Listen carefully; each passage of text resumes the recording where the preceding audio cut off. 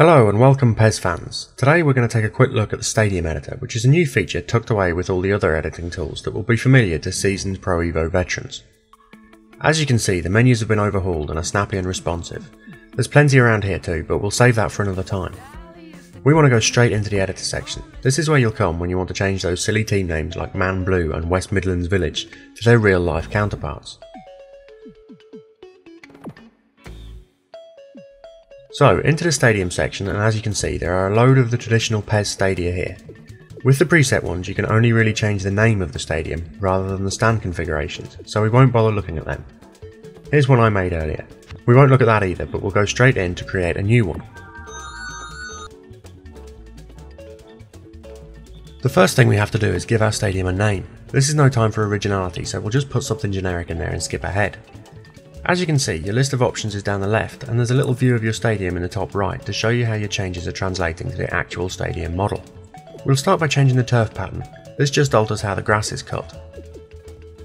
The pitch layout option defines how the edges of your pitch will be shaped. And finally, the select image option lets you choose what sort of texture is around your park.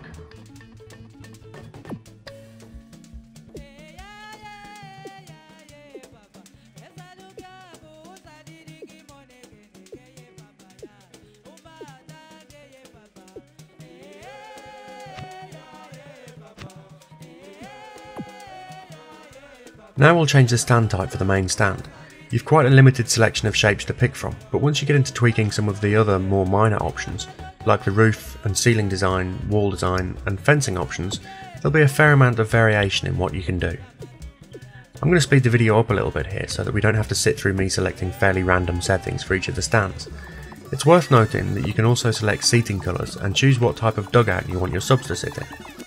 It would be nice to have a few more options in here, but I suspect that there will be more available to unlock or perhaps even download in the future.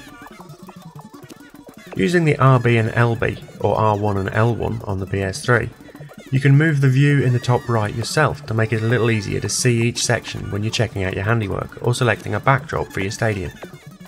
Finally, you can select from a few different colours of lighting for your floodlights, for when you've got those midweek evening games in the Champions League. Back to normal speed and we'll cut to a match intro so you can see how the stadium we just built looks as the team prepare for a match. Thanks for watching.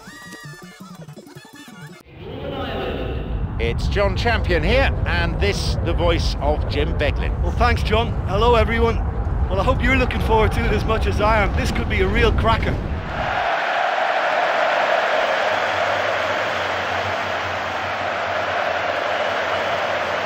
And now a moment to cherish as the national anthem rings out.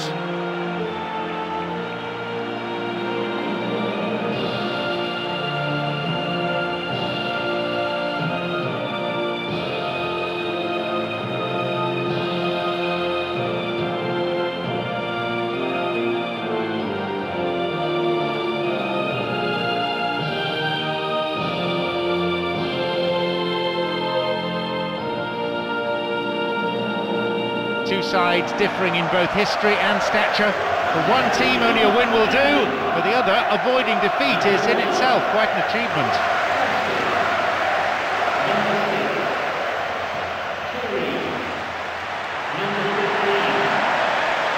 Plenty of camera flashes from every corner of the stadium as we get underway. Let's hope that the game itself matches this build-up.